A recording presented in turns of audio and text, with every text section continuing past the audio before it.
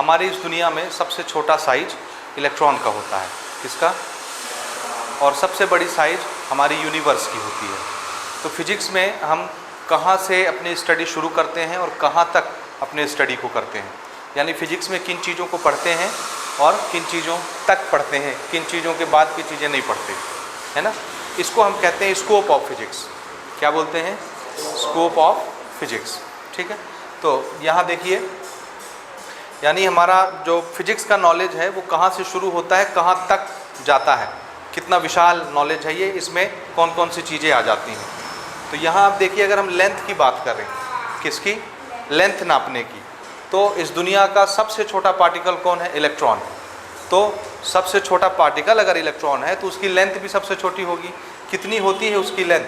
Almost 10⁻⁻14 metre, -14 metre और 15 metre. -14 भी as good as आप इलेक्ट्रॉन की लेंथ इमेजिन कर सकते हैं। ठीक है, तो ओवरऑल हमने 10⁻⁻15 लिया। ठीक, तो इतनी छोटी चीज़ से हम पढ़ाई करना शुरू करते हैं, स्टडी करना शुरू करते हैं। क्यों? क्योंकि इससे छोटा दूसरा कोई पार्टिकल अभी तक हमको मिला ही नहीं है। मिलता तो फिर उसको भी हम पढ़ाई करते, उसकी भी स्टडी करते। तो इलेक्ट्रॉन से हमारी स्टडी शुरू होती है, जिसका साइज आप देख रहे हैं 10 टू द पावर कितना? -15। इसका क्या मतलब है? इसका मतलब ये है 1/, यानी 1 के हम टुकड़े कर रहे हैं, 1 मीटर के टुकड़े कर रहे हैं। कितने टुकड़े? 1/10, और 10 के आगे कितने जीरो लगेंगे? 15। इसका हम नाम भी नहीं जानते, समझ गए? अरब खरब शंख वंख सब पार हो गया, इसका नाम हम नहीं जानते। ठीक है, तो इतना छोटा साइज होता है इलेक्ट्रॉन का। 1 मीटर के कितने टुकड़े करने हैं? 1/10 के आगे 15 जीरो, इतने टुकड़े हो गए 1 मीटर के। इतना छोटा साइज में होता है इलेक्ट्रॉन। यहाँ से हमारी स्टडी शुरू होती है। फिर हम थोड़ी उससे बड़ी चीज़ें पढ़ते हैं।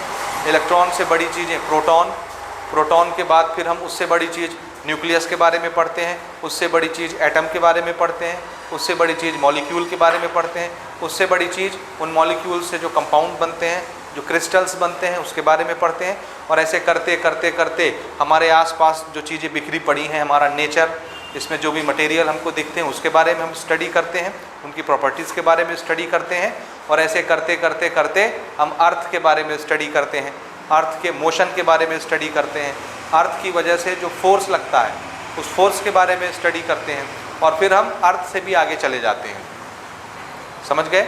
और आगे जा कर के हम प्लैनेट्स के बारे में स्टडी करते हैं, सैटेलाइट्स के बारे में स्टडी करते हैं, मून के बारे में, सन के बारे में स्टडी करते हैं, सोलर सिस्टम के बारे में स्टडी करते हैं, गैलेक्सी के बारे में स्टडी करते हैं, और ऐसे यूनिवर्स के बारे में स्टडी करते हैं, पूरे यूनिवर्स के बारे में।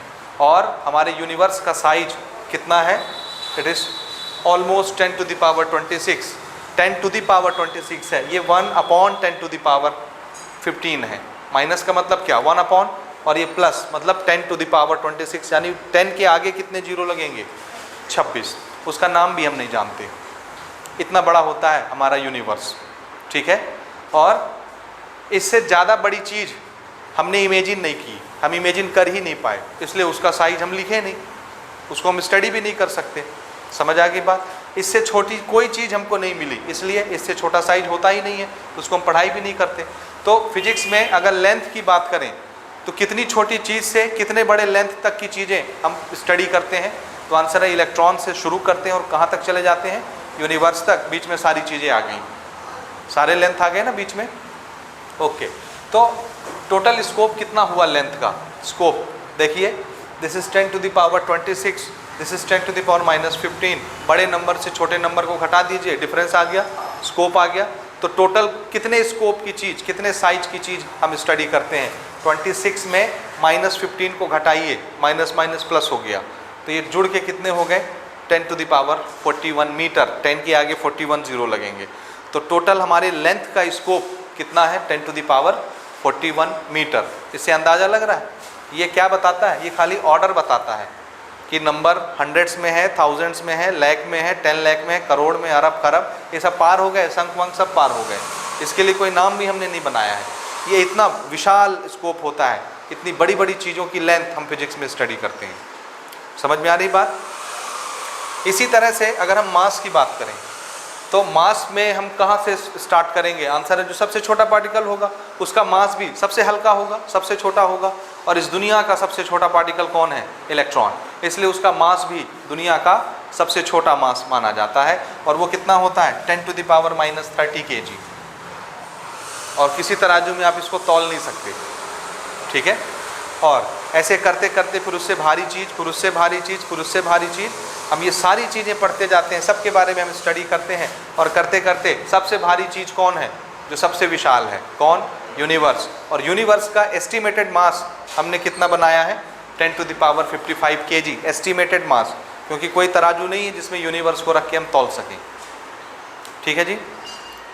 सो what is the scope? Total scope of mass. Total कितने स्कोप का मास हम लोग फिजिक्स में पढ़ते हैं? इसको इसमें से ये माइनस कर दीजिए तो कितना बना? ऑलमोस्ट 10⁻85 बनता है। 10⁻, कितना बन रहा है? 85 kg, ठीक है। इसको हम इमेजिन भी नहीं कर सकते ये कितना भारी मास होता होगा, ठीक है। ये आया समझ कि नहीं आया? आ गया ना। इसमें से माइनस करोगे तो माइनस माइनस प्लस हो जाएगा, तो 55 + 30 85 kg। सो 10⁻85। इसी तरह से अगर हम टाइम को मेज़र करें, कौन कौन से टाइम के बारे में हम पढ़ते हैं, कितना टाइम का कौन कौन सा मेज़रमेंट हम फिजिक्स में करते हैं, तो इस दुनिया का सबसे छोटा टाइम 10⁻22 सेकंड है। कितना? और ये कौन सा टाइम है? तो आंसर है ये वो टाइम है जब लाइट 1 मिलीमीटर डिस्टेंस ट्रेवल करती है तो उसको जितना टाइम लगता है वो टाइम ये है। 1 मिलीमीटर डिस्टेंस ट्रेवल करने में लाइट को कितना टाइम लगता है? इतना। 10⁻22। क्या मतलब? 1/10 के आगे कितने जीरो? 22। बहुत छोटा नंबर हो गया। 1 सेकंड के कितने टुकड़े हो गए? 1 सेकंड के कितने टुकड़े हो गए? कितने जीरो लगते जाएंगे ये? हाँ, तो 1 सेकंड के इतने टुकड़े हुए। आप इसको कल्पना भी नहीं कर सकते ये कितना छोटा टाइम है, ठीक है।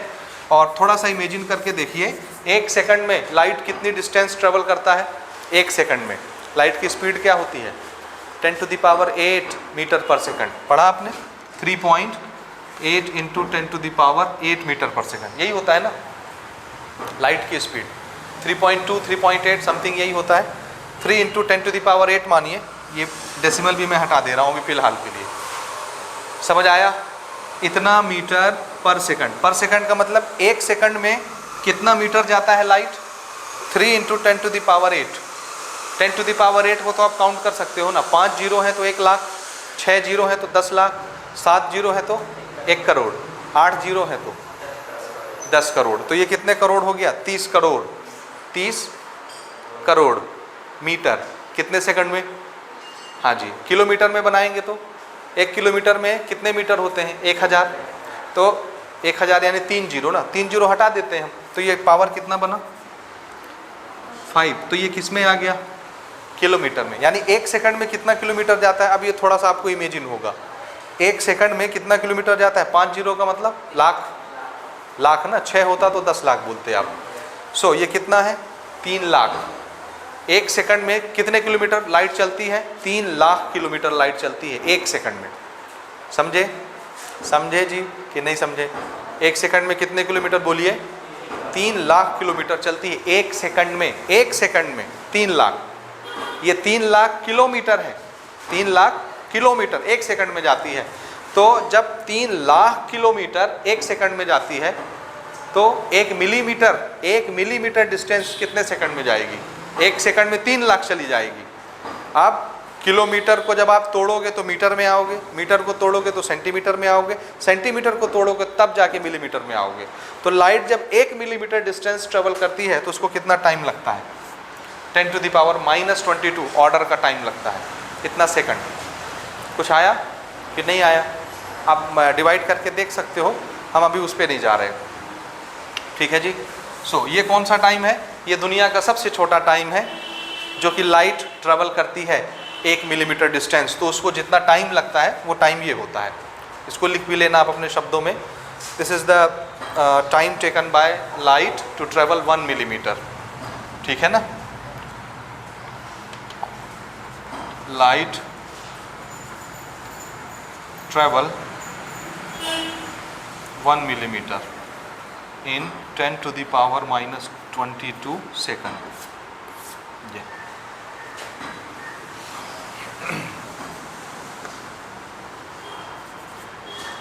ओके, और ये सबसे छोटा टाइम हो गया, ठीक है ना। थोड़ा सा इसका इमेजिनेशन कर पाना बड़ा मुश्किल है, लेकिन मैथमेटिक्स से हम इसको बना सकते हैं, इट इज़ पॉसिबल। भाई चलती तो है ना, तो 1 मिलीमीटर भी तो ट्रैवल करती होगी ना, वो टाइम भी हम कैलकुलेट कर सकते हैं फिजिक्स में। ये कितना छोटा समय है, आप अंदाज़ा भी नहीं लगा सकते। 1 सेकंड के कितने टुकड़े हो रहे हैं, 10 के आगे 22, उसका नाम भी मैं नहीं जानता, इतने टुकड़े कर रहे हैं। इतना छोटा टाइम हम फिजिक्स में नाप सकते हैं। और उससे बड़ा टाइम, उससे बड़ा टाइम, उससे बड़ा टाइम, सबसे ज़्यादा बड़ा टाइम कौन सा, 10⁻18 सेकंड। ये किस चीज़ का टाइम है? ये टाइम है जब हमारी यूनिवर्स, हर चीज़ चल रही है दुनिया की, हमारी यूनिवर्स ऐसे चल रही है। इस यूनिवर्स में लाखों करोड़ों गैलेक्सी हैं, एक एक गैलेक्सी में लाखों करोड़ों स्टार्स हैं, प्लैनेट्स हैं। हमारी गैलेक्सी है जिसका नाम मिल्की वे है, जिसमें लाखों, मिलियंस में सूरज हैं, मिलियंस में स्टार हैं, मिलियंस में प्लैनेट्स हैं, जिसमें से हम सिर्फ एक ही तो सूरज को जानते हैं। और भी 2-3 सूरज अभी खोजे जा चुके हैं हमारी गैलेक्सी के अंदर, सिर्फ 2-4 तो सूरज खोजे गए हैं, और हैं कितने, मिलियंस। ये एक गैलेक्सी है, और ऐसी कितनी गैलेक्सी है यूनिवर्स में, मिलियंस। मिलियंस यानी कम से कम 10 लाख के पार चला गया नंबर, ठीक है, आप कल्पना भी नहीं कर सकते। तो ये जो इतनी सारी गैलेक्सीज़ हैं, ये गैलेक्सीज़ जिस चीज़ में समाई हुई हैं, जहाँ रखी हुई हैं, उस स्पेस को हम क्या बोलते हैं, यूनिवर्स, ठीक है। यूनिवर्स क्या करता है, ऐसे फैलता है, ठीक है, और फैल के ऐसे वापस आएगा, और फिर टकराएगा, और फिर टकरा के ऐसे फैलेगा। तो इसको एक बार फैल के वापस आने में जितना टाइम लगता है, ये वो वाला टाइम है, 10⁻18 सेकंड, ठीक है। ये बहुत बड़ा टाइम है। तो ये भी आप अपने शब्दों में इसको लिख सकते हैं। तो आप देख रहे हैं कि हम चाहे लेंथ हो, चाहे मास हो, चाहे टाइम हो, फिजिक्स में हम कितनी छोटी क्वांटिटी से स्टडी करना शुरू करते हैं और कितनी बड़ी क्वांटिटी तक स्टडी करते चले जाते हैं। क्योंकि इसके बाद की चीज़ हमने इमेजिन नहीं की है, हमने देखा नहीं है, या इलेक्ट्रॉन से छोटी चीज़ हमको अभी तक मिली नहीं है, तो इससे छोटा लेंथ, इससे छोटा मास, और 1 मिलीमीटर जो लाइट चलती है उससे छोटा टाइम हमने इमेजिन नहीं किया, हमको नहीं पता है, इसलिए उसके बारे में, उधर के बारे में नहीं मालूम, तो स्टडी भी नहीं होगी। और यूनिवर्स से ज़्यादा बड़ा कोई साइज नहीं, कोई मास नहीं, कोई लेंथ नहीं, तो उधर की स्टडी हम नहीं कर सकते। तो हम इनके बीच की स्टडी करते हैं, और ये क्या है, फिजिक्स का स्कोप है, ठीक है। ये साइज है फिजिक्स का, जिसके बीच में जितनी चीज़ें आती हैं, हर एक चीज़ के बारे में हम लोग स्टडी करते हैं, ठीक है। अच्छा, अब स्टडी करने के लिए हमने ग्रुपिंग बनाई है, हमने कुछ नाम रखा हुआ है। जैसे छोटी चीज़ों को हमने ग्रुप बनाया, और ग्रुप बना के उसका नाम रख दिया। जो चीज़ें आँख से नहीं दिखती, जो चीज़ें आँख से दिखती हैं, बड़ी बड़ी चीज़ें, उसका हमने एक ग्रुप बनाया, उसका एक नाम रख दिया, और नाम रख के हम उसकी स्टडी करते हैं।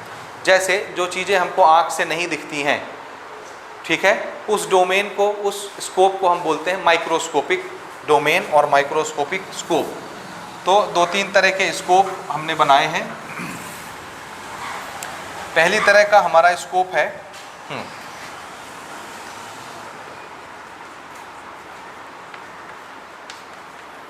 Microscopic domain. डोमेन शब्द भी हम यूज़ करते हैं इसमें, ओके। माइक्रोस्कोपिक का क्या मतलब है, हाँ, जो आँख से नहीं दिखता। 10⁻⁻6 ये साइज है जिसके लिए हमको माइक्रोस्कोप यूज़ करना पड़ता है, माइक्रोस्कोप, इसको देखने के लिए। और यहाँ से हम अपनी आँख से कोई चीज़ नहीं देख सकते विदाउट माइक्रोस्कोप, ठीक है जी। सो इलेक्ट्रॉन, देखिए, अगर हम टेलीस्कोप भी लगाते हैं तो वो कहाँ से दिखाना शुरू करता है, कितनी छोटी चीज़ से, 10⁻⁻6 से, उसको माइक्रो बोलते हैं। इसी वजह से उस इंस्ट्रूमेंट का नाम हमने क्या रखा है, माइक्रोस्कोप, ठीक है। कहाँ तक दिखा सकता है, कितनी छोटी चीज़, तो आंसर है 10⁻�9 तक की चीज़ माइक्रोस्कोप दिखाता है। कितना, 10⁻�9, बहुत छोटा साइज है। 10⁻�9 को नैनो बोलते हैं, क्या बोलते हैं, नैनो, ठीक है। तो -6 से लेके -9 तक की साइज, -7 आ गया, -8 आ गया, बहुत छोटे साइज हैं ये, जो आँख से हम नहीं देख सकते। बैक्टीरिया का साइज, वायरस का साइज, ये सारी चीज़ें हम माइक्रोस्कोप से देखते हैं। तो वो 10⁻⁻6 से लेके 10⁻�9 तक, नैनो तक जा कर के हमको चीज़ें दिखाता है। लेकिन जैसे ही 10⁻10 होता है, -11 होता है, एटम का साइज शुरू होता है, तो फिर माइक्रोस्कोप से भी हम एटम को नहीं देख सकते। लेकिन फिर भी हमने क्या काम, कहाँ तक स्टडी करते हैं, 10⁻⁻15 तक, एटम से भी छोटा, लेकिन हम उसको देख नहीं सकते। माइक्रोस्कोप की भी तो लिमिट है ना, वो 10⁻⁹ के आगे नहीं दिखाता। तो फिर आगे की स्टडी कैसे होती है, एटम की, न्यूक्लियस की, उसके अंदर के प्रोटॉन की, बाहर घूमने वाले इलेक्ट्रॉन की, सबसे छोटे पार्टिकल की। तो आंसर है उसको हम देख के स्टडी नहीं करते, उसको इमेजिन कर करके स्टडी करते हैं, उसके एक्सपेरिमेंट करके, उसके प्रूफ करके, उसके प्रूफ बना के रिजल्ट्स निकालते हैं और प्रिडिक्शन करते हैं कि ये ऐसा ऐसा हमको प्रूफ मिला है, तो ये ऐसा बिहेवियर दिखाता होगा, इसका शेप ऐसा होगा, इसका डिज़ाइन ऐसा होगा, इसका स्ट्रक्चर ऐसा होगा, और उसको देखे नहीं है क्योंकि हमारे पास इंस्ट्रूमेंट ही नहीं है उतनी छोटी चीज़ देखने के लिए। आ रही बात समझ? तो ये जो सारी चीज़ें 10⁻⁻6 से छोटी होती हैं, जिनका साइज कितना होता है जी, लेस देन 10⁻⁻6 मीटर, इन सब चीज़ों का, इनसे छोटी चीज़ों का, 10⁻⁻6 से छोटी चीज़ों का हमने ग्रुप बनाया और उस ग्रुप का हमने नाम क्या रख दिया, माइक्रोस्कोपिक डोमेन, और स्कोप कुछ भी बोल सकते हैं आप। तो ये एक अलग ग्रुप है 10⁻⁻6 और उससे छोटी चीज़ों का, जिसको हम फिजिक्स में स्टडी करते हैं।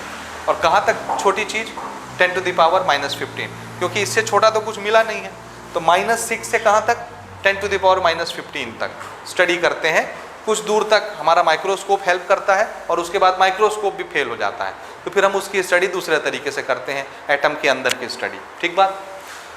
ओके। एक दूसरा स्कोप है जो हम अपने आसपास देखते हैं, सारी चीज़ें मेज़र करते हैं, जो बड़ी बड़ी चीज़ें होती हैं जिसको हम देखते हैं, फील करते हैं, उसको क्या बोलते हैं, मैक्रो। जिस दुनिया में हम रहते हैं वो बड़ी दुनिया है, तो उस बड़ी दुनिया के लिए हमने नाम क्या रखा है, मैक्रो। तो इस डोमेन को क्या बोलते हैं, मैक्रोस्कोपिक डोमेन।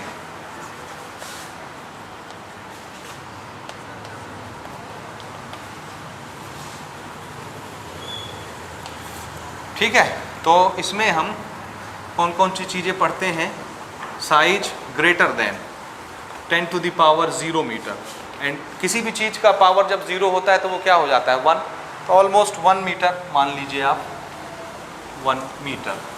तो 1 मीटर या उससे बड़ी चीज़ें जो भी हमारे संसार में हैं उन सब की स्टडी हम करते हैं, और इन उससे बड़ी चीज़ें, 1 मीटर से ज़्यादा बड़ी चीज़ें, जितनी भी चीज़ें हैं यूनिवर्स तक, 1 मीटर लेंथ से लेकर के यूनिवर्स तक, ठीक है, इन सब को हमने एक ग्रुप बनाया और उसका नाम क्या रख दिया, मैक्रो, मैक्रोस्कोपिक डोमेन और मैक्रोस्कोपिक वर्ल्ड। समझ आया ये? अच्छा, आजकल एक तीसरा डोमेन भी चल रहा है जो इन दोनों के बीच का है ना। उसमें हम क्या करते हैं, उसमें हमको देखिए कुछ ऐसे पार्टिकल मिलते हैं जिसका साइज बहुत छोटा होता है। कितना? बहुत छोटा। जैसे कोलॉइडल सॉल्यूशन जब आप पढ़ेंगे केमिस्ट्री में, चैप्टर नंबर 5 में, सरफेस केमिस्ट्री नाम का एक चैप्टर आएगा, चैप्टर नंबर 5, उसमें आप पढ़ेंगे कोलॉइडल सॉल्यूशन के बारे में। उसमें उनकी साइज इतनी छोटी होती है कि आप उसको आँख से तो देख सकते हो, आँख से तो दिखती हैं, विदाउट माइक्रोस्कोप आँख से दिखती हैं, लेकिन आपके पास कोई स्केल नहीं होता कि स्केल रख के आप उसको मेज़र कर लो, उसका लेंथ नाप लो। दिखती तो है लेकिन आप उसको नाप नहीं सकते, इतनी छोटी होती हैं। समझे?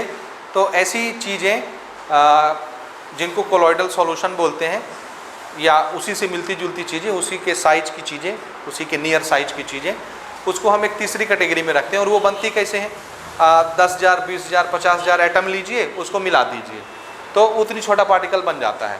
20-30,000, 50,000 एटम लेकर के मिलाएंगे तो वो कोलॉइडल सॉल्यूशन का जो पार्टिकल होता है, जो आँख से तो दिखता है लेकिन इतना छोटा होता है कि स्केल से नाप नहीं सकते। समझ आया? तो उसको हम एक तीसरी कैटेगरी में ही रखते हैं और उसका नाम हम रखते हैं मीज़ोस्कोपिक, और उसको इनके बीच में डाल देते हैं, मीज़ोस्कोपिक डोमेन। ठीक है, समझ में आ रहा है कि नहीं आया? तो ये इन दोनों के मिली जुली सरकार है, बीच की चीज़ है। ठीक है ना, इससे थोड़ी बड़ी लेकिन इससे बहुत छोटी। ठीक है, तो ये 3 तरह के हमारे स्कोप हैं फिजिक्स में, और नॉमेनक्लेचर भी आपने देख लिया, इसको क्या बोलते हैं, तो इसको आप अच्छे से नोट करिए। और बढ़ते हैं हम लोग फिर अगले टॉपिक की तरफ। और अगला टॉपिक है हमारा what are the excitements of physics. ठीक है, तो ये नोट करें, फिर अपन बात करते हैं एक्साइटमेंट ऑफ फिजिक्स क्या चीज़ है। हम आपको बोलेंगे कि आप उड़ना चाहते हो, आप कहोगे हाँ हमको उड़ना है, तो हम आपको तरीका बता सकते हैं कि आप कैसे उड़ सकते हैं। ठीक है, 10 किलोमीटर ऊंची बिल्डिंग है, सपोज 10 किलोमीटर तो बन नहीं सकती, 1 किलोमीटर मान लो, 1 किलोमीटर ऊंची बिल्डिंग है और उसकी छत से आपको कूदना है और आप चाहते हैं कि कूदने के बाद मैं जिंदा बच जाऊं, तो मैं वो आदमी हूं जो आपको तरीका बता सकता है कि जब आप वहां से कूदोगे तो ज़मीन पे सही सलामत आ जाओगे, आपको कुछ भी नहीं होगा। ठीक है, आया समझ में? आपको यहाँ से चलो हम मुंबई ले चलते हैं घुमाने, तो आपको सुन के मज़ा नहीं आया। अब हम कहेंगे चलिए प्लेन में ले चलते हैं घुमाने, एरोप्लेन में, तो आपको बड़ा मज़ा आएगा सुन के, आप बहुत खुश हो जाएंगे, है कि नहीं? तो ऐसी चीज़ें जिनको सुनने के बाद हम एक्साइटेड हो जाते हैं, है ना, हमको खुशी मिलने लगती है अंदर से। मेरा एक दोस्त जापान में रहता है और मैं आपको बोलता हूँ कि ठीक है, मैं आपको उसको दिखा करके बात करा देता हूँ वीडियो कॉलिंग करा के, और आपने जीवन में कभी स्मार्टफोन नहीं देखा है, तो जब आप पहली बार उसको देखोगे आप बड़ा खुश हो जाओगे, है कि नहीं? समझे? तो ऐसी चीज़ें जिसको करने से, जिसको सुनने से हमारे अंदर एनर्जी पैदा हो जाती है, खुशी पैदा हो जाती है, एक्साइटमेंट पैदा हो जाती है, इसको बोलते हैं एक्साइटमेंट ऑफ फिजिक्स। लेकिन क्यों बोलते हैं एक्साइटमेंट ऑफ फिजिक्स? इसलिए बोलते हैं क्योंकि अगर आप उड़ना चाहते हो तो हम आपको बताएंगे कि आप कैसे उड़ सकते हैं। किससे? फिजिक्स के किसी प्रिंसिपल से।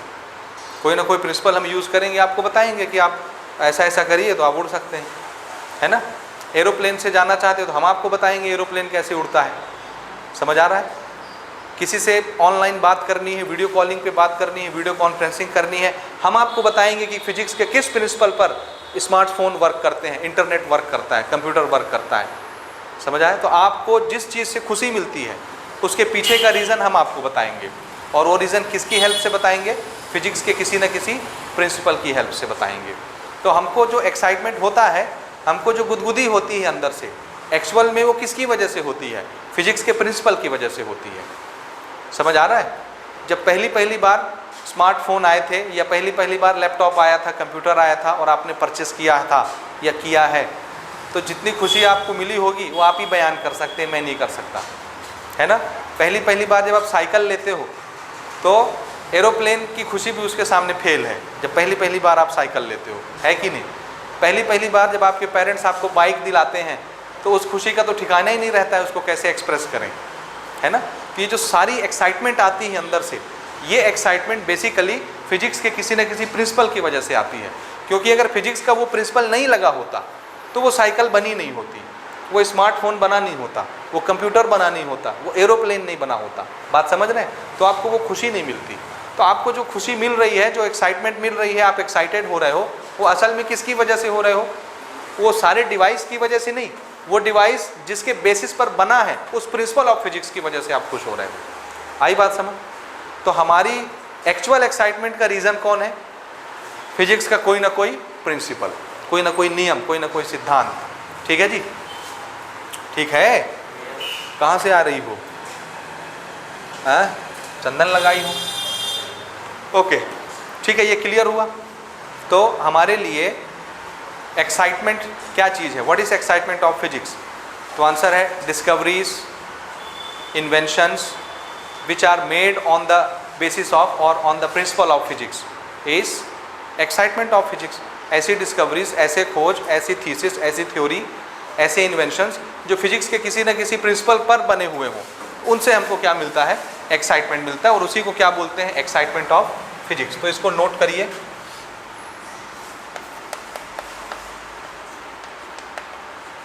Discoveries,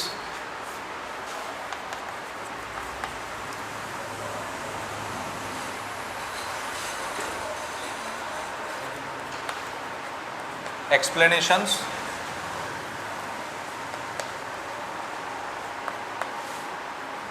inventions made on the principle of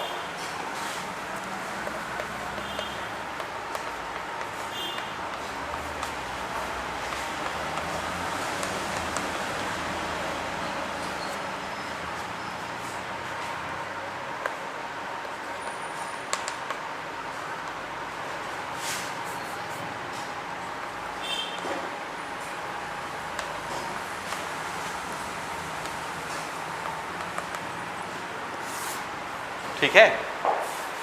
जैसे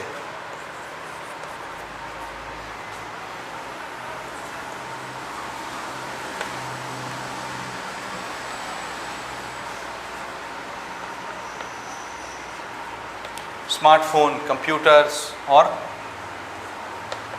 टीवी। शुरू में जब टीवी आया था तो आपके जन्म से पहले ही आ गया होगा, है ना? कब के हो आप लोग, कब अवतार लिए हो धरती पे, कौन से साल में? 2004। 2003 के हो गए, कोई 4 के हो गए, कोई 5 के हो गए, है ना? टीवी उससे पहले आ गया था, ठीक है ना? हम लोग जब छोटे छोटे थे तो हमारे गांव में पहली टीवी थी, 2 टीवियाँ थी। एक इस बिटिया के नाना जी के यहाँ थी, दादाजी हैं थे। हाँ, उस समय कच्चा मकान था तुम्हारा यहीं पे, तुम तो आज की लड़की हो ना। ओके, 2 टीवियाँ थी यहाँ मोहल्ले में, हमारे यहाँ, मैं अपनी बात कर रहा हूँ। और ब्लैक एंड वाइट टीवी आती थी। कलर टीवी तो अहो भाग्य हमारे कब नसीब हुए, ठीक है? ब्लैक एंड वाइट टीवी होती थी। और इनका जो दुकान था मैडम जी का, मतलब इनके दादाजी का, उस समय वो ओपन सिस्टम चलता था, पूरा बरामदा था खुला हुआ, है ना? वहाँ टीवी रखते थे। आज ये दुकानें बनी ना, ये सोने चांदी की, इधर किसकी? दूसरे ज्वेलर्स की, तुम्हारे बगल में, ठीक है? तो वहाँ पे कच्चा मकान था और पूरा खुला हुआ था, लंबा चौड़ा। वहाँ पे वो टीवी रखते थे और मोहल्ले के सारे लड़के वहाँ पहुँच जाते थे रामायण देखने, हम लोग महाभारत देखने। वही तो फेमस शो होता था उस समय का, महाभारत, रामायण। हफ्ते में 1 आध दिन मूवी आती थी तो रात भर मूवी देखते थे। 12-1 बज जाता था, घर वाले आते थे, मार के ले जाते थे उठा के, वहीं सो जाते थे देखते देखते। कभी यहाँ, एक बगल में इधर भी था। तो वो दिन आप को नहीं मिलेंगे कभी, ऐसे दिन, समझे? और यहाँ से थोड़ी दूर पहले एक होटल था हुंडामल का, सुने नाम आप? हुंडामल का बस स्टैंड, पुराने बस स्टैंड में था, आपने सुने होंगे। उसकी एक बड़ी फेमस डिश थी जो डबल रोटी होती है ना, उसको चाशनी में, शुगर की चाशनी में डुबा करके बनाते हैं। क्या बोलते हैं उसको? मैं तो नहीं जानता नाम, क्या बोलते हैं? नहीं मालूम? हाँ, नहीं मालूम, नाम नहीं मालूम, मुझे भी नहीं मालूम, किसी को मालूम होगा तो बता देना, ठीक है? तो वो मिलता था, बड़ा फेमस था, समझ गए? और कच्चे दुकान थे सारे, तो हम लोग वहाँ जाते थे, 50 पैसा 1 रुपया में वो देता था। और वो टीवी रखा हुआ था। हर संडे शक्तिमान देखने पहुँच जाते थे। हाँ जी, हर संडे नियम था। पहले तो वो सैटरडे को देता था शक्तिमान, तो सैटरडे, जब तक सैटरडे दिया सैटरडे, तो तब तक तो स्कूल ही नहीं गए अपन, हर सैटरडे जाना था देखने। फिर जब उनको पता चला कि बच्चे शक्तिमान सीरियल की वजह से स्कूल ही नहीं जाते, तो फिर वो सैटरडे को कैंसिल करके संडे को वो शो लाते थे, ठीक है? संडे को आपका महाभारत भी आता था, शक्तिमान भी आता था, तो अपन दोनों शो देखते थे, कभी इधर कभी उधर। छोटे छोटे घर में टीवी तो थी नहीं उस समय। बाद में फिर टीवी आई, फिर कलर टीवी आई, अब तो सब एलईडी वगैरह सारी चीज़ें हैं। आप लोग जब आँख खोले हो संसार में, तो आप लोग के सामने सारी कलर टीवी, एलईडी टीवी हैं, है ना? तो आप लोग वो ज़माना नहीं देखे हो। तो जब पहली बार टीवी आई थी ना, वो खुशी मैं कैसे बयान करूँ, है ना? इससे बड़ी बात अब क्या बोले कि वहाँ जाते थे दोपहर को, तो पूरा शाम बैठे रहते थे, पूरा रात बैठे रहते थे, भूख कुछ नहीं लगती थी, वहीं सो जाते थे। घर वाले रात को मार पीट के लाते थे, उठा के, जगा के, ठीक है ना? ये नौबत होती थी। ये है एक्साइटमेंट ऑफ फिजिक्स। पहली बार टीवी आई थी, पहली बार। तो जो चीज़ आप पहली बार देखते हो ना, असल में वो आपको खुशी देती है। और वो खुशी किसकी वजह से होती है? फिजिक्स के किसी न किसी प्रिंसिपल की वजह से होती है।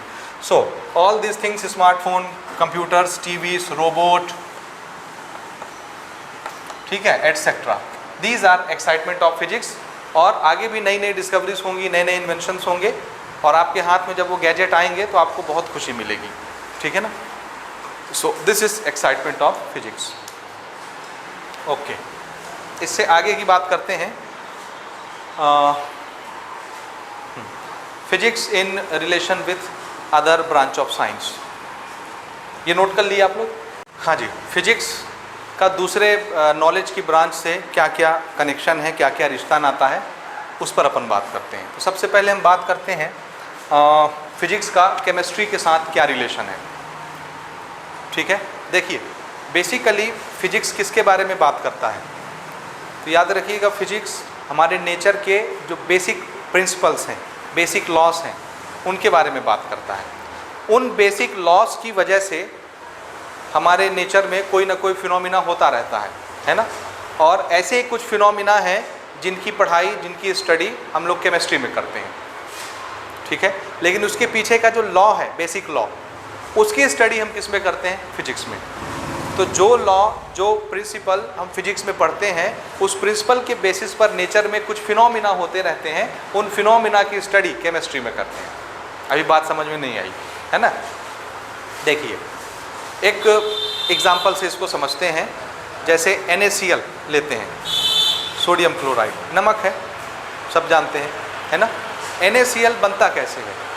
तो हम सब जानते हैं कि Na सोडियम का आयन और क्लोरीन का क्लोराइड आयन Cl, Na और Cl एक दूसरे को फोर्स लगा करके पकड़ के रखते हैं, एक दूसरे को छोड़ने नहीं देते, भागते नहीं हैं और एक दूसरे को जाने नहीं देते, एकदम पकड़ के रखते हैं फोर्स लगा के, तब एक छोटा सा मॉलिक्यूल बनता है NaCl का।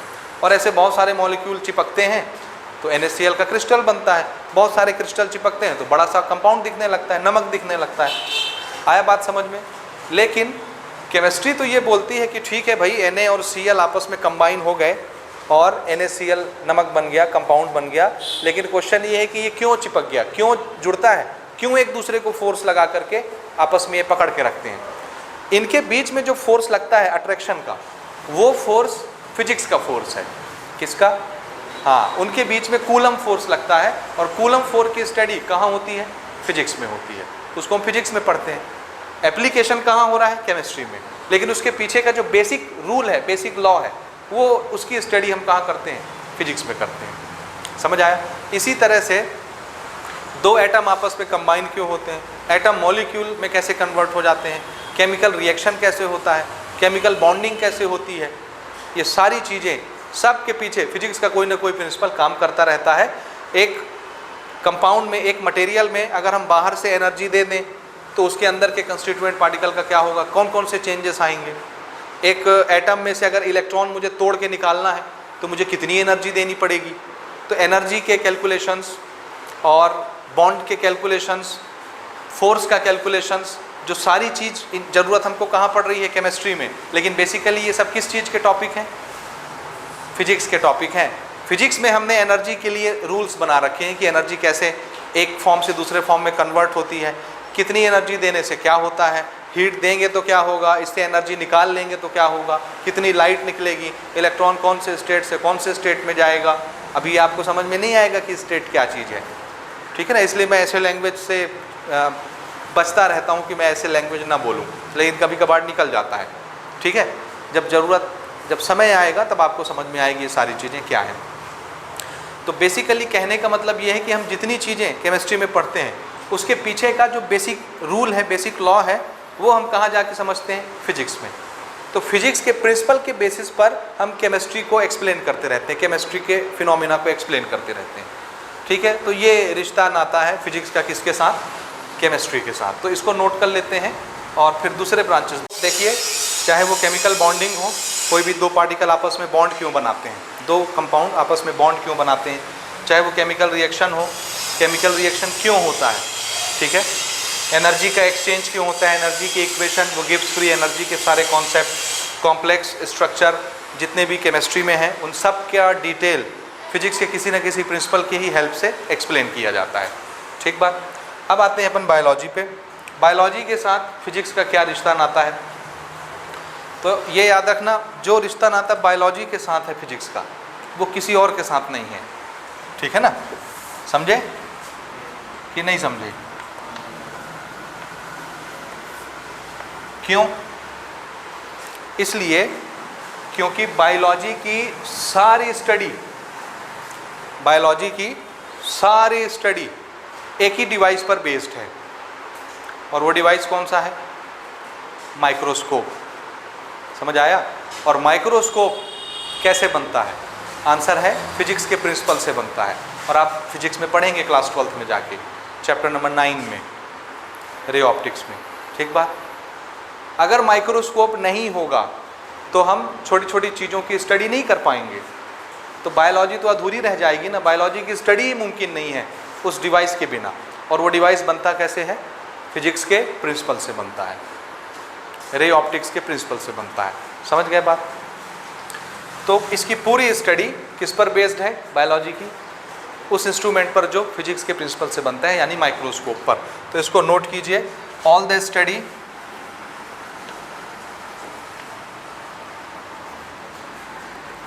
Is based on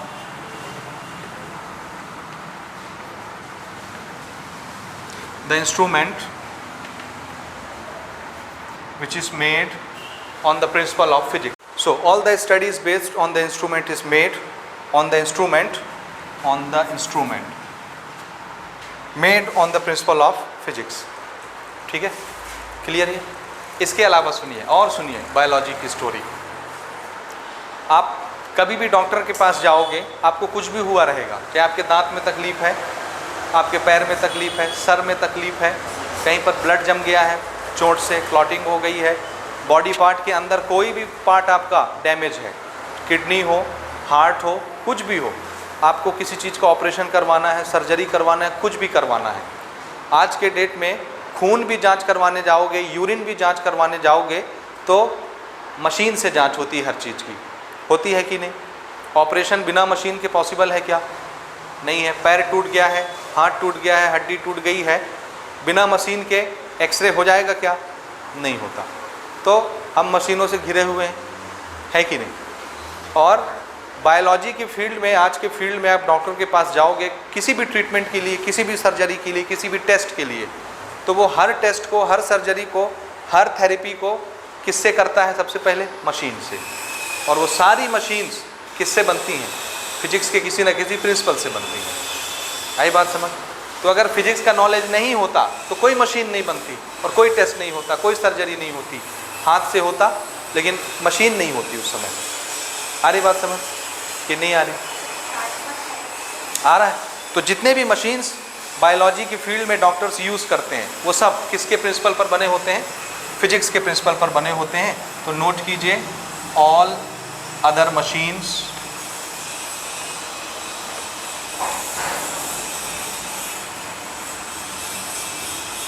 used for surgeries,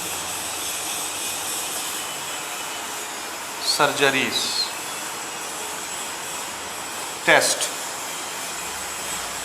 surgeries and test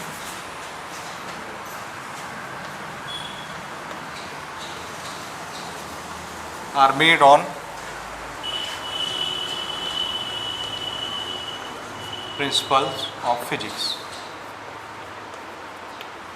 ठीक है, समझे?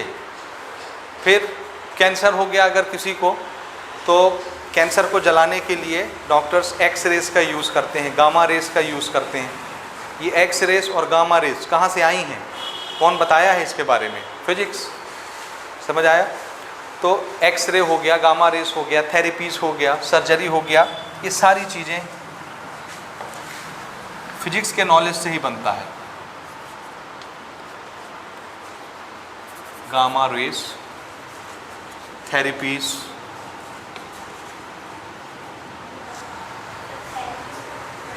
थेरेपी अलग अलग तरह के मसाज देना, समझे?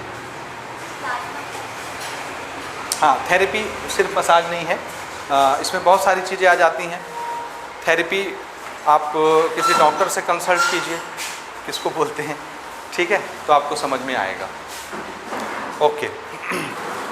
अच्छा, इसके अलावा और कुछ चीज़ें सुनिए। इसमें बायोलॉजी का फील्ड इतना है कि मैं इसमें इतनी सारी चीज़ें आपको बता सकता हूँ कि बातें ख़त्म नहीं होंगी, लेक्चर ख़त्म हो जाएगा, टाइम ख़त्म हो जाएगा, ठीक है? जैसे बॉडी के जितने पार्ट्स हैं, हमारी बॉडी के अंदर जितने भी पार्ट्स हैं, उसका मूवमेंट हमको कैसे करना है, कितना फोर्स लगाने से क्या होगा, कितना फोर्स लगाना चाहिए, कहाँ फोर्स लगाना चाहिए अपने हाथ को मोड़ने के लिए, मस्कुलर फोर्स कैसे लगता है, समझ आया? बॉडी के पार्ट्स को कैसे वर्क करना है, कैसे चलना है, कैसे मुड़ना है, कैसे दौड़ना है, समझ आ रहा है? ये सारी चीज़ें हमको कौन बताता है? फिजिक्स बताता है। आपके शरीर में अगर कहीं दर्द होगा, कोई बॉडी पार्ट डैमेज होगा, तो आप डॉक्टर से मिलोगे तो वो आपको एक्सरसाइज बताएगा कि ऐसे अगर आपके हाथ में दर्द है, कहीं पे ब्लड जमता है, तो डॉक्टर आपको बोलेगा कि आप हाथ को ऐसे ऐसे चलाते रहिए, तो खून का मूवमेंट होगा, तो आपको आराम मिलेगा, ठीक है? ये सारे फिज़िकल वर्क एक्चुअल में कौन एक्सप्लेन करता है कि कितना फोर्स लगाने से कहाँ पे क्या होगा, कौन बताता है? ये फिजिक्स का काम है। मैकेनिकल वर्क सारे किससे एक्सप्लेन होते हैं? फिजिक्स से।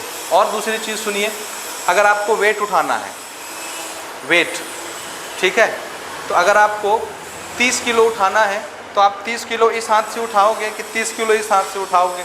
कौन बताएगा? आंसर है फिजिक्स बताएगा कि आप 15-15 किलो दोनों हाथ से उठा लीजिए ताकि सेंटर ऑफ मास आपके पैरों के ऊपर रहे। तो आप 15 किलो क्या 40-40 किलो दोनों हाथ से उठा लेंगे। लेकिन अगर आप एक ही हाथ से 40 किलो उठाने की कोशिश करेंगे तो आपका शरीर ऐसे हो जाएगा और हमेशा ऐसे ही रहेगा। समझ आई मेरी बात? तो ये कौन बताता है कि बॉडी पार्ट को ऐसे मूव होना है तो कैसे मूव करना चाहिए, किधर फोर्स लगेगा, कैसे फोर्स लगाना है, उठना है तो कैसे उठना है, बैठना है तो किस तरीके से बैठना चाहिए, किस तरह से बैठ के खाना खाना चाहिए, किस तरह सोना चाहिए। समझ आया? उठपटांग सो गए तो सुबह दर्द पैदा हो जाएगा गर्दन में, मोच आ जाती है गर्दन में। ये सारी चीज़ें कौन बताता है कि आपको कैसे सोना है, कैसे चलना है, कैसे दौड़ना है? कौन बताता है? फिजिक्स का नॉलेज बताता है। तो हमारे जितने भी बॉडी पार्ट्स हैं वो किसके अकॉर्डिंग फंक्शन करते हैं? फिजिक्स के अकॉर्डिंग फंक्शन करते हैं। तो नोट कर लीजिए, ऑल अवर बॉडी पार्ट्स या all our functions of body part,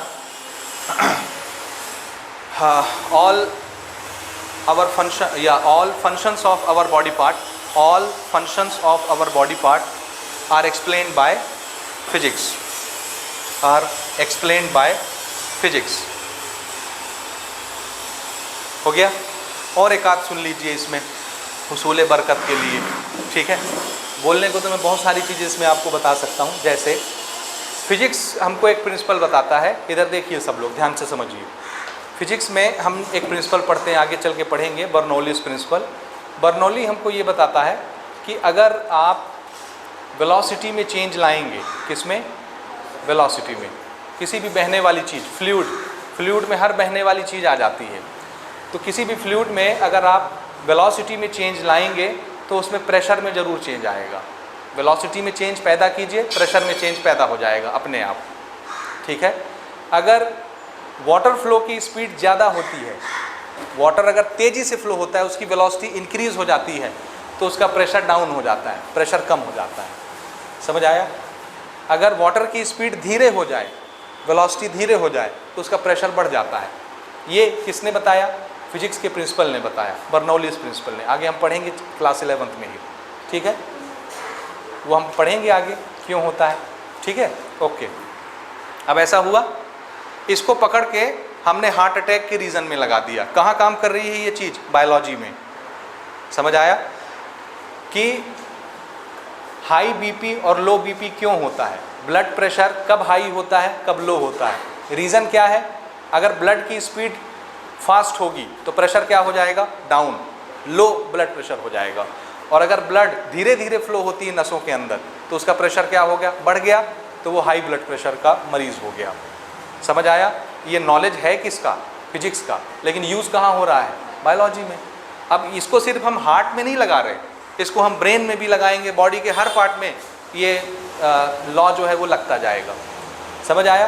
तो आप देख रहे हैं फिजिक्स का रिलेशन लगभग हर फील्ड में है, सबके साथ है, ठीक है? तो ये अभी हमने क्या लिखा? केमिस्ट्री लिखा, बायोलॉजी लिखा। और देखिए ऊपर का मिटा दूँ, मैं मिटा दूँ। एस्ट्रोलॉजी के साथ फिजिक्स का क्या रिलेशन है? और इसके अलावा देखो एस्ट्रोनॉमी की बात करते हैं। एस्ट्रोनॉमी में हम किसके बारे में पढ़ाई करते हैं? स्टार्स के बारे में, प्लैनेट्स के बारे में, है ना, सैटेलाइट्स के बारे में। तो इसमें स्टार्स के बारे में जब हम पढ़ाई करते हैं तो हम ये देखते हैं कि स्टार्स एक दूसरे पर फोर्स लगाते हैं, प्लैनेट्स एक दूसरे को फोर्स लगा के पकड़ के रखते हैं। वो फोर्स कौन सा होता है? वो फोर्स होता है जो एक प्लैनेट को दूसरे प्लैनेट की तरफ घुमाता रहता है, एक प्लैनेट को दूसरे स्टार के चारों तरफ घुमाता रहता है। कौन सा फोर्स? Gravitational force. और वो ग्रेविटेशनल फोर्स किस ब्रांच का हिस्सा है, किस ब्रांच का नॉलेज है? फिजिक्स का। एक प्रिंसिपल है फिजिक्स का, और उस फिजिक्स के प्रिंसिपल को लगा के हम पूरे यूनिवर्स में सारी चीज़ें एक्सप्लेन करते रहते हैं। तो लगभग सारे एस्ट्रोनॉमी का जो नॉलेज है इस ब्रांच का, उसमें लगभग चीज़ें किससे एक्सप्लेन होती हैं? फिजिक्स के प्रिंसिपल से एक्सप्लेन होती है। क्योंकि स्टार्स एक दूसरे को फोर्स ऑफ अट्रैक्शन लगा के बाइंड करके रखते हैं। ठीक है, और रोटेशन करवाते रहते हैं। और ये वाला जो फोर्स ऑफ अट्रैक्शन है ये हम किस में पढ़ते हैं? फिजिक्स में, ग्रेविटेशनल फोर्स। आ रहा समझ? इसी तरह से अगर हम जियोलॉजी पढ़ें, अर्थ के बारे में, अर्थ के बारे में, रिवर के बारे में, ओशन के बारे में, या पहाड़ के बारे में, माउंटेन के बारे में, सारी चीज़ें जियोलॉजी में आ जाएंगी। फिजिक्स हमको ये बताता है कि ज़्यादा से ज़्यादा किसी चीज़ की हाइट कितनी हो सकती है, उससे ज़्यादा हाइट पॉसिबल नहीं है। जैसे पहाड़ की बात अगर हम करें तो एवरेस्ट से ऊंची पहाड़ी हमको नहीं मिलती है ना, कहीं नहीं मिली हमको। एवरेस्ट की जो हाइट है 5 किलोमीटर या 8 किलोमीटर समथिंग, उससे ज़्यादा ऊंची चीज़ नहीं हो सकती, उससे ज़्यादा ऊंचे ऊंचे पहाड़ नहीं हो सकते, पॉसिबल नहीं है। अब ऐसा क्यों होता है, इसका जवाब कौन देगा? फिजिक्स देगा। लेकिन किस फील्ड में हैं हम अभी? जियोलॉजी में। समझ आ रहा है? नदियाँ क्यों पूरब से पश्चिम नहीं बहती, उत्तर से दक्षिण नहीं बहती? क्यों वो हमेशा हायर लेवल से लोअर लेवल की तरफ फ्लो होती हैं? क्यों? रीज़न कौन देता है? फिजिक्स देता है। समझ आ रही है ये सारी चीज़ें? इसी तरह से जितने भी फील्ड हैं, जियोलॉजी है, ज्योग्राफी है, ठीक है, इन सब के आंसर्स किससे एक्सप्लेन होते हैं? फिजिक्स के किसी न किसी प्रिंसिपल से एक्सप्लेन होते हैं। ठीक है, और आपको मैं एक बताता हूँ, जैसे स्पोर्ट हो गया, स्पोर्ट्स में तो ज़रूरत से ज़्यादा फिजिक्स है। समझ आया कि नहीं आया? कैसे? अगर आपको रेस लगानी है, दौड़ना है ना, तो आप देखे हो कभी टीवी में रेस करते हुए किसी को? रेस देखे हो दौड़ने वाला? जब दौड़ते हैं पार्टिसिपेंट, तो वो अपने जब दौड़ते हैं तो सबसे पहले पोजीशन लेते हैं, दौड़ने के लिए पोजीशन बनाते हैं, पैर के नीचे पीछे वो कुछ लगाते हैं, रेस्ट। देखें, पैर के पीछे उनका कुछ एक टुकड़ा रहता है रेस्ट का, उसको रखते हैं। क्यों? पुश करने के लिए, ताकि उनको पुश मिले दौड़ने के लिए। अब वो क्यों लगाते हैं, उसका रीज़न क्या है, वो फिजिक्स के किसी न किसी प्रिंसिपल से हम आपको एक्सप्लेन करके बताएंगे। ठीक है, अगर आपको जंप लगाना है, हाई जंप करना है, और आप चाहते हैं कि मैं मैक्सिमम डिस्टेंस तक जंप करके चला जाऊं, हाई जंप लगा लूं, तो आप जब ज़मीन दौड़ते दौड़ते ज़मीन छोड़ेंगे और हवा में आएंगे, तो आपको अपने हाथ पैर को कितना सिकुड़ना है, कैसे सिकुड़ना है आपको, कि आप ज़्यादा से ज़्यादा डिस्टेंस पर जा कर के गिरें। फिजिक्स का प्रिंसिपल आपको समझाएगा। समझ रहे हैं? एंगुलर मोमेंटम का, लीनियर मोमेंटम का प्रिंसिपल आपको बताएगा कि कितना हाथ पैर को सिकोड़ने से आप कितनी दूर जाके गिरेंगे, कितना हाई जंप लगाएंगे। अगर आपको वाटर में जंप करना है, ऊपर से, ये वाला जो खेल होता है, देखते हैं आप टीवी में, स्पोर्ट्स में, बहुत ऊपर से लोग कूदते हैं, ऐसे गोल गोल घूमते हुए पानी में गिरते हैं, उसको बोलते हैं समरसॉल्ट। क्या बोलते हैं? समरसॉल्ट। वाटर में जंप करना। और वाटर में जंप करते समय बीच में जो टाइम रहता है, उसमें आपको क्या करना रहता है? गोते लगाने रहते हैं। तो जो जितने ज़्यादा बार गोते लगाएगा हवा में, उसको उतने ज़्यादा पॉइंट्स मिलते हैं।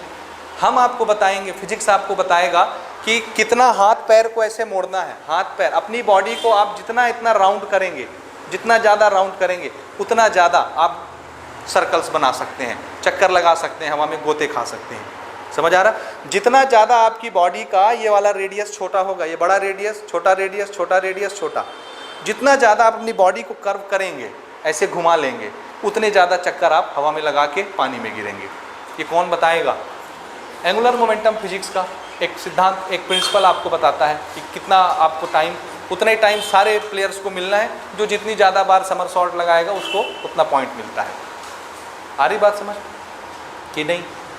अगर आपको फिजिक्स का नॉलेज है तो आप ये जानते होंगे कि क्रिकेट में बॉल को जब फेंकता है बॉलर, तो वो बॉल हवा में ही ऐसे आते आते आते ऐसे घूम जाती है हवा में। स्विंग कराना बॉल को, है ना? क्यों स्विंग हो जाती है? हवा में जिधर बॉलर चाहेगा, हवा में ही उस बॉल को डायरेक्शन ऐसे चेंज कर देगा, इधर या ऊपर या नीचे, हवा में स्विंग करा देगा। कैसे स्विंग हो जाती है बॉल, क्या रीज़न होता है उसके पीछे? फिजिक्स का प्रिंसिपल है उसके पीछे। समझ रहे हैं? तो आप देख रहे हैं स्पोर्ट्स में जगह जगह फिजिक्स है। समझे? क्रिकेट के लिए स्पाइक्स अलग होती है, फुटबॉल के लिए स्पाइक्स अलग होती है। रीज़न? फिजिक्स का कोई ना कोई प्रिंसिपल। समझ रहे हैं? इस तरह करके आप देखेंगे स्पोर्ट्स में लगभग हर जगह फिजिक्स का प्रिंसिपल लगता है। अगर आपको कोई चीज़ फेंकनी है और आप चाहते हैं कि मैं सबसे मैक्सिमम डिस्टेंस तक फेंकूं, तो फिजिक्स आपको बताता है कि ग्राउंड से 45 डिग्री का एंगल बना के फेंकिए, सबसे मैक्सिमम डिस्टेंस पर जाकर के गिरेगा। समझ गए कि नहीं समझे? ये कौन बताता है? अगर आपको भाला फेंकना है, आपको लोहा फेंकना है शॉर्ट पुट्स, तो आपको कितना एंगल बना के फेंकना है? 45, और वो सबसे मैक्सिमम डिस्टेंस पर जा कर के गिरेगा। ठीक बात कि नहीं? आया कि नहीं? और आजकल तो बहुत सारे टीवी प्रोग्राम भी आते हैं स्पोर्ट्स पर फिजिक्स के साथ कि क्या कारण होता है कि आप गिर गए। समझ आया? किस वजह से आप सबसे फास्ट दौड़ सकते हैं, क्या रीज़न है, क्या करने से आप सबसे फास्ट दौड़ सकते हैं, क्यों आप ज़मीन पे गिर जाते हैं, क्यों आप स्लिप होते हैं, ये सारे रीज़न्स आजकल आपको टीवी में बताते हैं फिजिक्स के प्रिंसिपल के साथ। यूट्यूब में भी आपको सारी चीज़ें लगभग मिल जाती हैं। ठीक है, तो आप देख रहे हैं कोई भी ऐसा फील्ड नहीं है जहाँ फिजिक्स का दखल ना हो। समझ आया? तो हर फील्ड में फिजिक्स पीछा नहीं छोड़ता। समझ आ रही बात?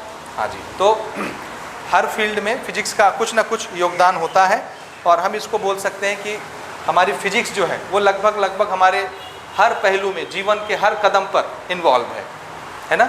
सो physics is involve in every walk of our life. Note कर लीजिए इस सेंटेंस को।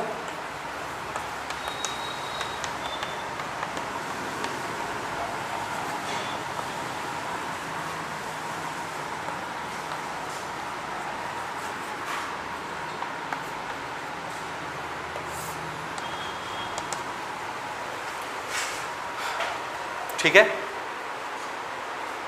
हो गया? हाँ जी, ये नोट करें। अगली चीज़ देखिए,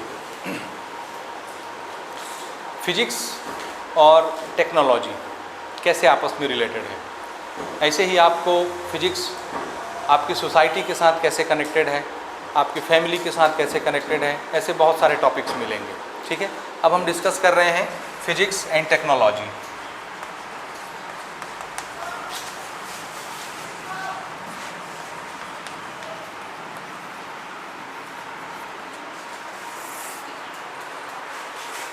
ठीक है, कोई भी टेक्नोलॉजी हो वो फिजिक्स के किसी न किसी प्रिंसिपल पर ही वर्क करती है। ठीक है, अगर हम ये प्रिंसिपल समझ जाएं कि कितना फोर्स लगाने से एक व्हील कितना दूर जाएगा, कितना डिस्टेंस ट्रेवल करेगा, है ना, अगर ये प्रिंसिपल हमको समझ में आ जाए तो हम इस प्रिंसिपल का यूज़ करके एक व्हील बनाएंगे, उस व्हील के ऊपर हम साइकिल लगा लेंगे। समझ आया? तो हम ये जानते हैं कि कितना फोर्स लगाने से ये साइकिल या ये व्हील कितना डिस्टेंस ट्रेवल करेगा। तो हमको एक नॉलेज पता है, एक प्रिंसिपल पता है फिजिक्स का, उस प्रिंसिपल का यूज़ करके हम क्या बना सकते हैं? साइकिल बना सकते हैं। और साइकिल क्या है? टेक्नोलॉजी। समझ आया? फिजिक्स सिर्फ हमको क्या बताता है? प्रिंसिपल, सिद्धांत, लॉ। उस लॉ को फुलफिल करने के लिए कौन सी मशीन लगेगी, कौन सा डिज़ाइन लगेगा, ये डिज़ाइन फिजिक्स नहीं बताता। तो डिज़ाइन कौन बनाता है? हम। फिजिक्स सिर्फ क्या बताता है कि ऐसा करोगे तो ऐसा हो जाएगा। समझ आया? समझ आया? फिजिक्स क्या बताता है? सिर्फ प्रिंसिपल, सिर्फ लॉ बताता है कि ऐसा होगा तो ऐसा हो जाएगा। अब इस लॉ को पकड़ करके हम अपने यूज़ में लेंगे। उस यूज़ में लेने के लिए हमको क्या बनाना पड़ेगा? कोई ना कोई मशीन, कोई ना कोई डिज़ाइन। समझ गए? उस मशीन और उस डिज़ाइन को हम बोलेंगे टेक्नोलॉजी। क्या बोलेंगे? क्या बोलेंगे? टेक्नोलॉजी। ठीक है, फिजिक्स हमको ये बताता है कि हम यहाँ पर कुछ वाइब्रेशंस क्रिएट करें, है ना, तो ये वाइब्रेशन आगे बढ़ता है, आगे बढ़ता है, आगे बढ़ता है, जहाँ तक आप भेजना चाहते हो वहाँ तक ये वाइब्रेशन जा सकता है। ये बता दिया फिजिक्स ने। इलेक्ट्रोमैग्नेटिक वाइब्रेशंस आप आगे क्लास 12 में पढ़ेंगे। इलेक्ट्रिक फील्ड मैग्नेटिक फील्ड को बनाएगा, मैग्नेटिक फील्ड इलेक्ट्रिक फील्ड को बनाएगा। दोनों एक दूसरे को बनाते जाते हैं और चलते चले जाते हैं। किसी चीज़ की ज़रूरत नहीं है, कभी रुकते नहीं हैं, है ना।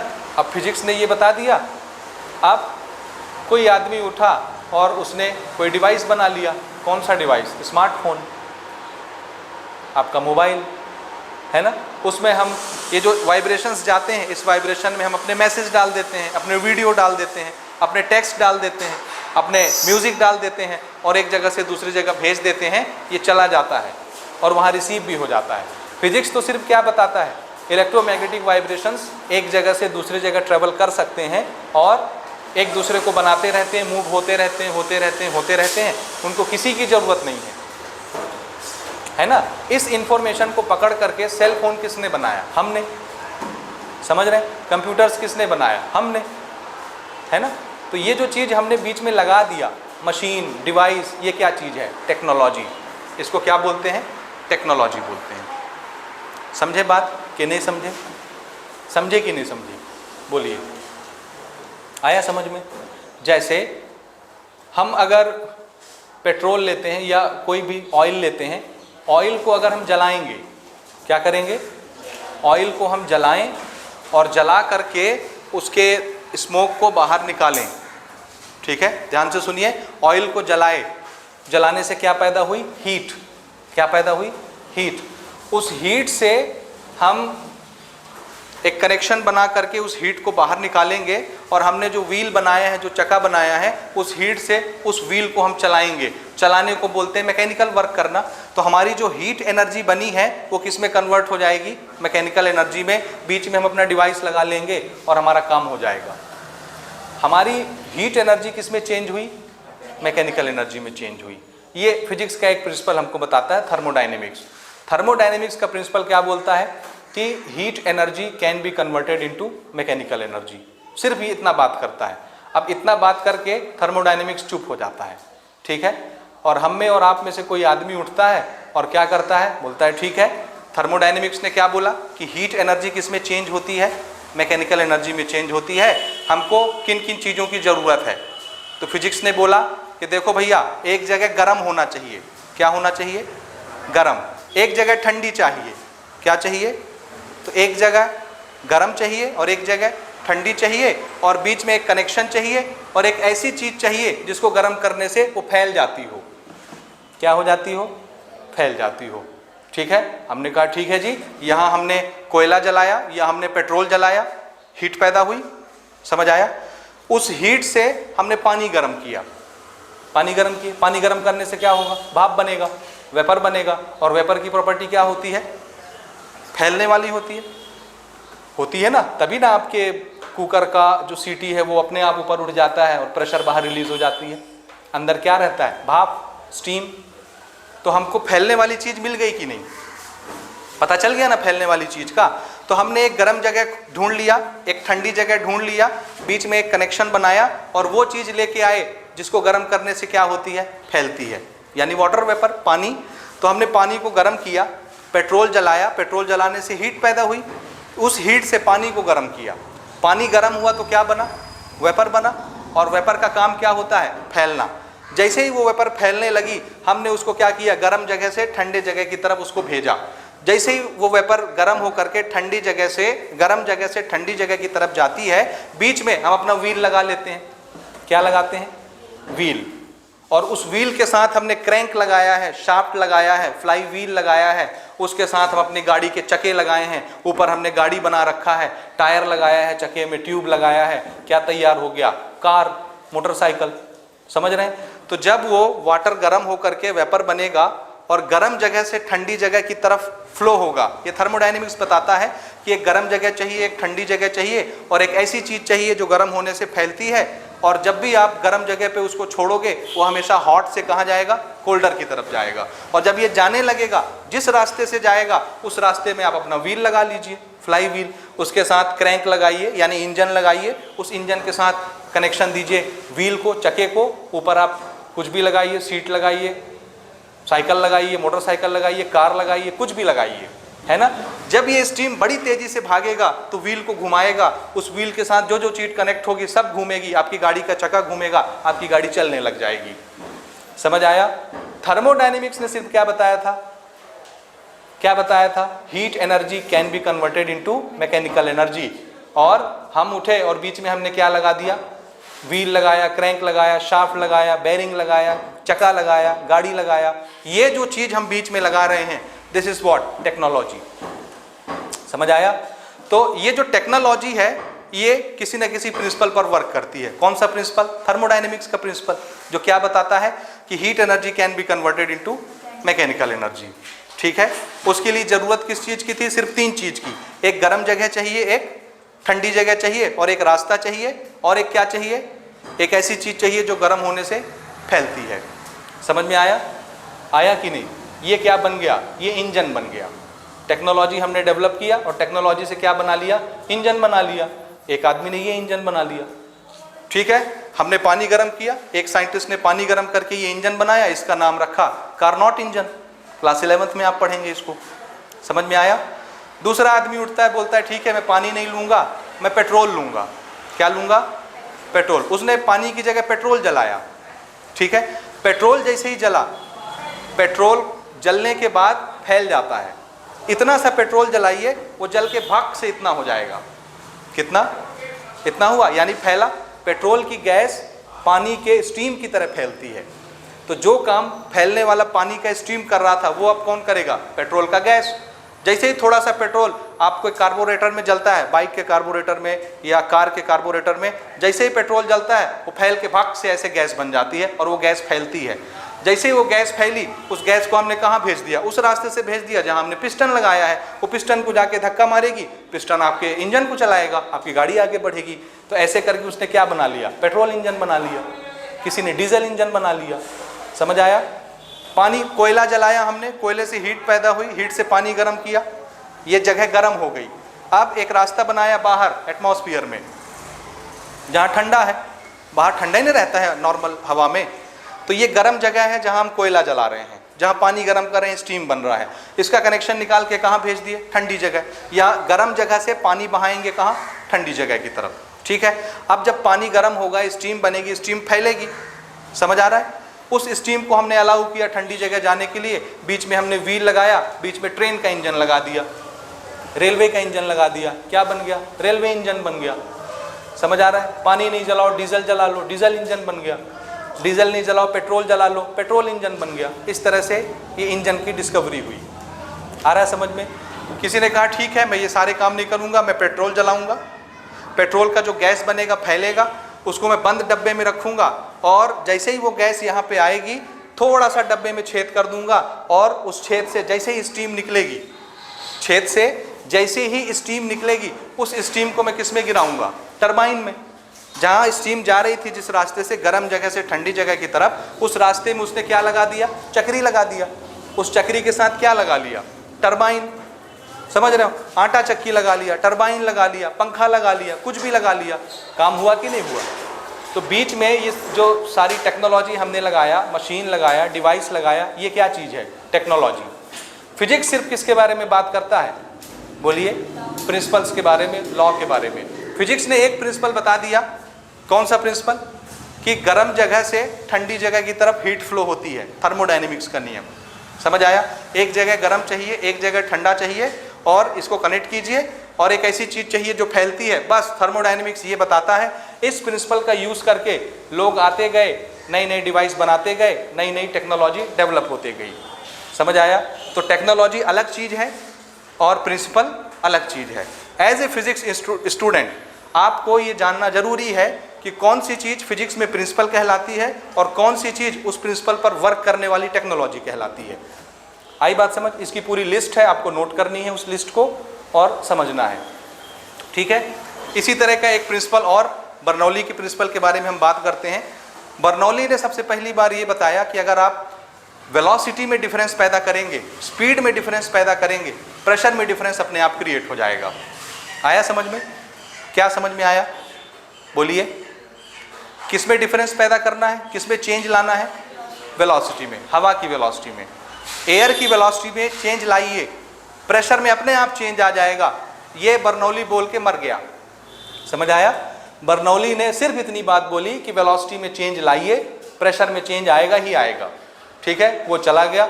एक दूसरा आदमी उठा, उसने इस प्रिंसिपल को पकड़ के एरोप्लेन बना दिया। समझ आया? क्या बना दिया? एरोप्लेन बना दिया। कैसे बनाया इसको समझिए। देखिए, इस तरह से हवा फ्लो होती है। स्ट्रीमलाइन का प्रिंसिपल हम लोग आगे पढ़ेंगे क्लास 11th में, ये ठीक है। हर जगह एयर की स्पीड एक जैसी होती है, एक जैसी। यहाँ भी, यहाँ भी, यहाँ भी, यहाँ भी, यहाँ भी, यहाँ भी, हर जगह एयर की स्पीड कैसी है? एक जैसी होती है। तो जब हर तरफ, हर जगह एयर की स्पीड सेम है, तो हमको डिफरेंस पैदा करना है, कहीं स्पीड कम करना है, कहीं ज़्यादा करना है। समझ आया? कैसे ज़्यादा करेंगे? तो आंसर है, एक रास्ते को लंबा कर दीजिए जहाँ से एयर के पार्टिकल चल रहे हैं। एक, ये सारे रास्ते बराबर है ना? अगर यहाँ से यहाँ तक आना है तो इस पार्टिकल के लिए भी यहाँ से यहाँ तक आने में उतना ही टाइम लगेगा, इसको भी उतना टाइम लगेगा, क्योंकि ये रास्ता और ये रास्ता दोनों सेम है। समझ गए? ये वाला जो लाइन है, यहाँ पर जो एयर का पार्टिकल है और यहाँ तक उसको पहुँचना है, तो ये रास्ता भी उतना ही लंबा है, तो इसको भी उतनी ही स्पीड से यहाँ आना पड़ेगा। यानी एयर के जितने भी पार्टिकल हैं, हर पार्टिकल की स्पीड कैसी होती है? सेम होती है। अब बर्नौली ने जो बात कही उसको पकड़ के हमने चालाकी क्या की कि हमने एक ऐसी डिज़ाइन बनाई जिस डिज़ाइन के आने से एयर का स्पीड एक तरफ कम हो जाता है या ज़्यादा हो जाता है, एक तरफ कम हो जाता है। एरोप्लेन का डिज़ाइन ऐसा रहता है ना?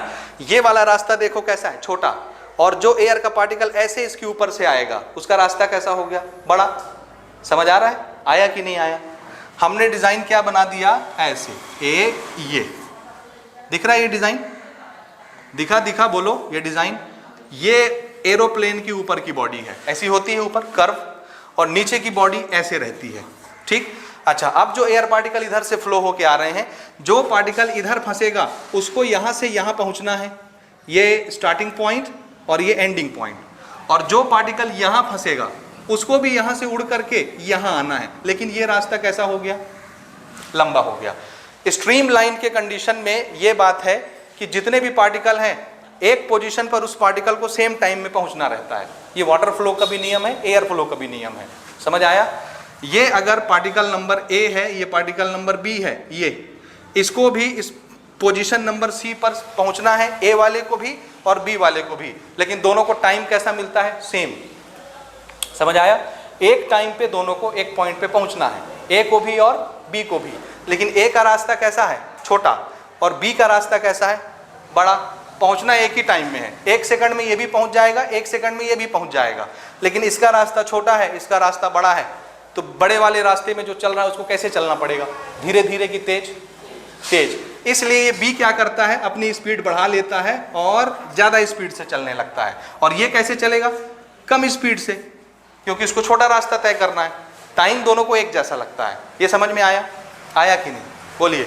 तो ये जो पार्टिकल है, ये वाली जो हवा है, ये एयर है, जब ये ऐसे फ्लो होके आएगी तो इसकी स्पीड क्या हो जाएगी? बोलिए, क्या हो जाएगी स्पीड ज़्यादा।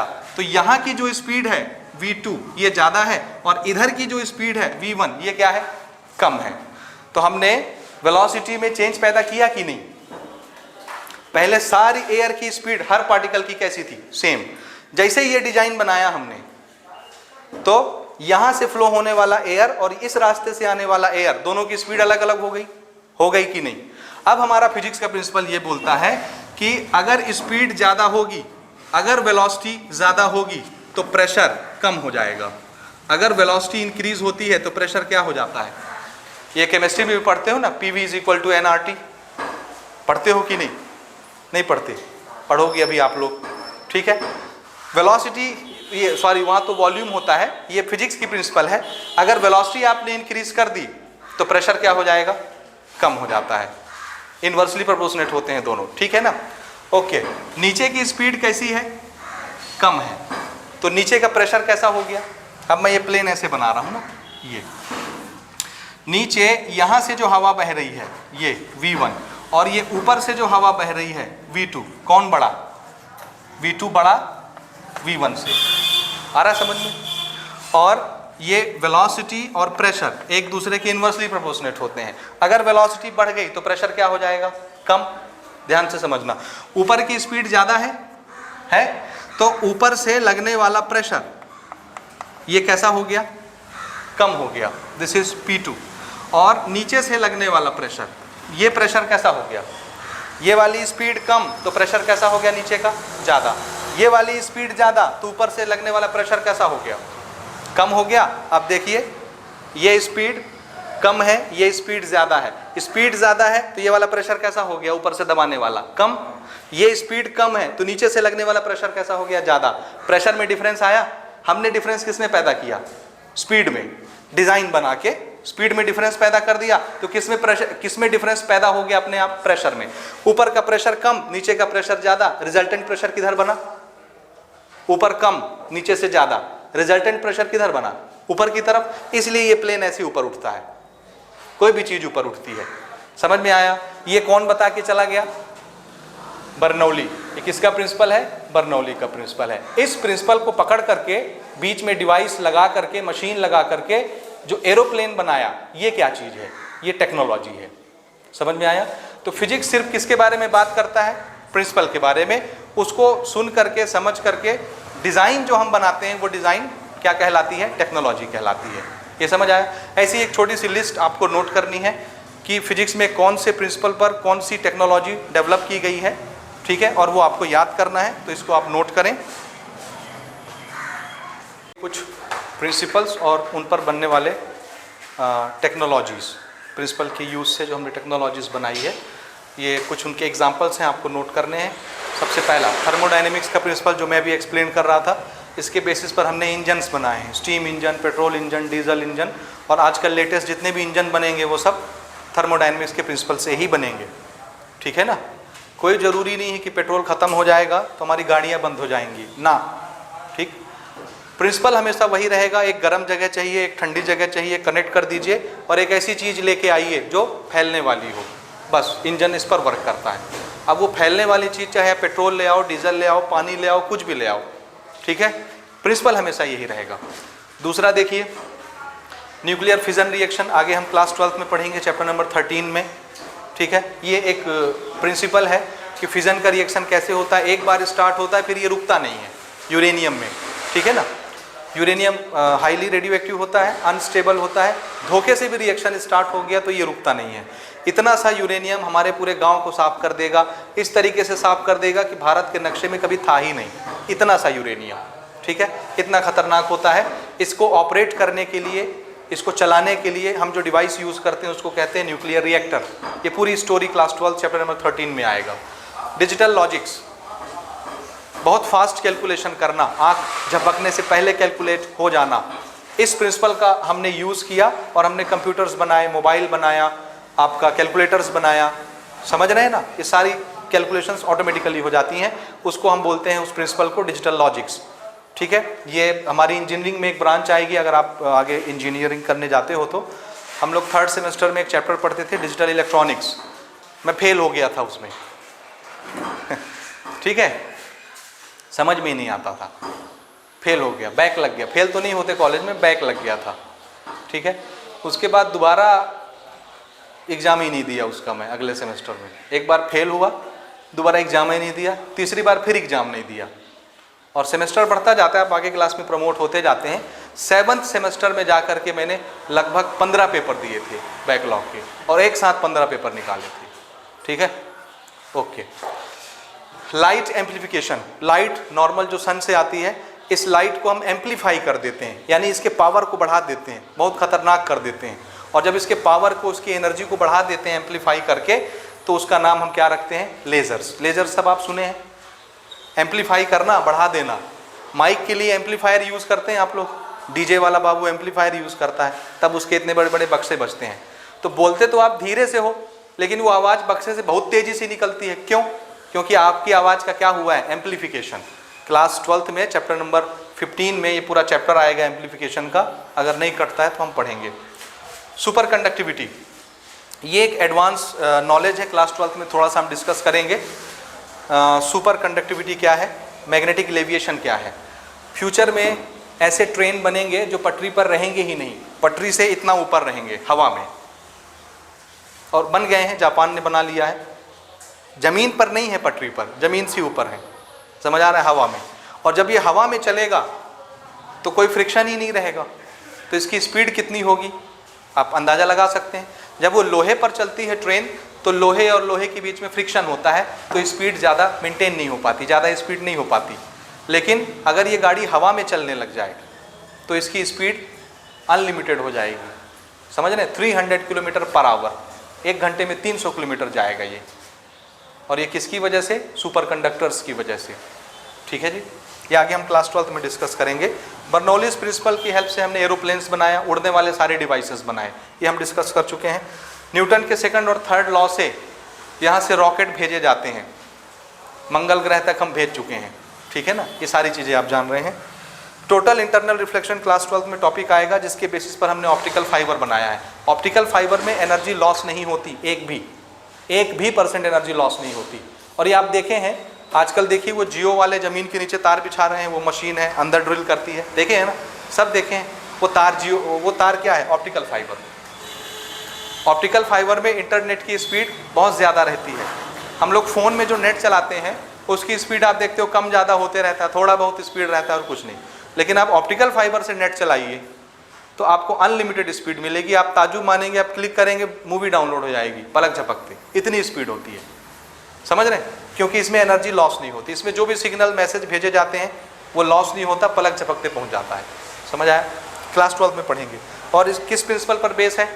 Total internal reflection, chapter number 9 class 12 में डिटेल से पढ़ेंगे रे ऑप्टिक्स में कैसे वर्क करता है। Charge particle in electromagnetic field, किसी भी इलेक्ट्रोमैग्नेटिक फील्ड में जब चार्ज पार्टिकल आता है तो वो चार्ज एक्सेलरेट हो जाता है।